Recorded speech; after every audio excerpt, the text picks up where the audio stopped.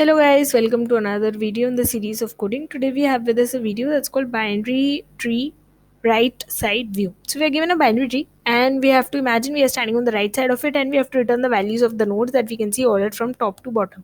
So for example, if this is our binary tree and we are trying to observe it from the right side, okay. So suppose you are trying to observe it from the right side. That's a very bad drawing of an eye. Okay, but yeah, let's just assume that you are observing it from the right side. So what you will see these nodes, right? So you'll see one, then you will see three, you will see four. You won't be able to see these nodes, right? They will get cascaded by these elements, so you have to return 1, 3 and 4. So this is the same question as level order traversal of a binary tree. So I will also attach the link of the video that I made on level order traversal, but I'll also explain now. Okay, so let's take an example of a binary tree. So let's take 1, 2, 3, and maybe we'll give child to 2, we'll give child to 3, so we'll give it children 5, 6, and we'll give this also children 7 and 8. So basically we are observing from the right side and we have to basically return 1, 3, 6 and 8 in this case. Okay, so I will use a queue because queue is a first in first out structure, so queue will be very helpful here. And I'm going to use a helper vector that is going to help me in this. And finally I have my output vector that I want to return, right? So my output vector should just contain the elements that I just mentioned now, so that should be 1, 3, 6 and 8. Okay, so let's see how we can use this queue to help us. So basically this is our queue, and in the queue I'll first insert the first node that I have. Okay, the first node that I have is 1, and I will first put it in my queue. Okay, and I will use my helper vector. So how will I use my helper vector? Basically, this is my helper vector. It will store the value of the nodes of the queue, right? So I've inserted the node 1 in the queue. The value of that node is 1. So I will transfer it to my helper vector. Okay. And now I will do the same thing. Okay. I will check if my queue has any children. So while transferring it to the helper vector, I will pop the queue. Okay, I'll pop the node which is there in the queue and I will check for its children, right? So old generation is giving way for new generation. So one is popped out and one has two children, 2 and 3, right? So I will insert its children 2 and 3 below it. Okay, and one is popped out.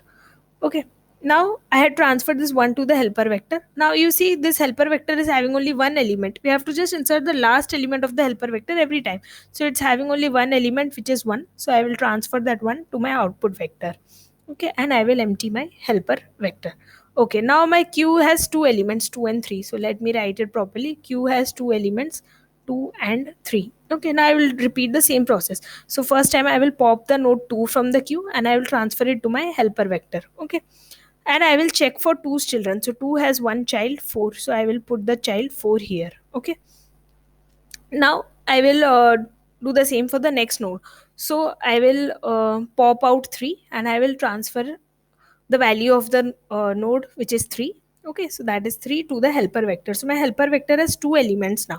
So now among these two elements, see, when we are observing from the right hand side, we should only insert the last element. We'll be only able to see the last element of this helper vector. So the last element is 3. So I will transfer this element 3 to my output vector. Okay, and I will empty my helper vector.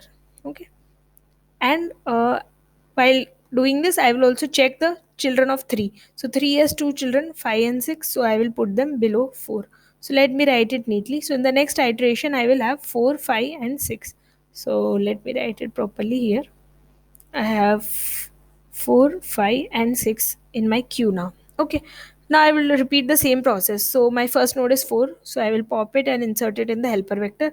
While popping it, I'll check for its children. So it has children which are null, so it has no children basically. Okay, now I will transfer my next node 5 in my helper vector. Okay, now I will check for children of 5. So 5 has two children, 7 and 8, so I will put them in the queue. Okay, now I will transfer the next node which is 6 to my helper vector. I will check for 6 children. So 6 has two children which are basically null. So 6 basically doesn't have any children, or to say in that words. Okay. So now my helper vector is having three elements. Now I have to take the last element of my helper vector because I'm observing from the right hand side. I'll be able to see only the last element. Okay. So I will have to transfer 6 to my output vector. So I have transferred the element 6 to my output vector, and now I will empty my helper vector. Now I repeat the same process once again. So now my queue has only two elements, 7 and 8. So I transfer the first element 7, I pop it, I check for its children. So it has basically children which are null, or to say that it has no children at all, right? Both are the same ways to say the same thing. Okay, so now 7 is popped out from my queue. Now I have only one element remaining, which is 8. I pop it out and I transfer it to the helper vector. 8 also has no children, so we will pop out that also. Now my queue is empty. Okay, so queue is empty, that means I have to stop doing this iteration. I know that I have reached the end. So now I have to transfer the last element of the helper vector, which is 8. So that will be transferred to my output. Okay, to my output vector, and I will return this output 1, 3, 6, and 8. So this is the code for it, and let's try to explain the code also quickly once. So basically we have so let me just zoom it a little bit down so that the entire screen is visible. Okay, I hope the entire screen should be visible. Okay, so basically we have taken output vector first that we are going to return. In the next line of the code, we have declared the queue, which we just saw, and then we are pushing the first element root. Okay, so let's try to take that example. And for example, we had pushed the node 1. Okay, for while not of queue empty. So until queue doesn't become empty, we can keep doing the iterations. Vector int helper. So we are going to use the helper array which we just saw to help us here. Okay.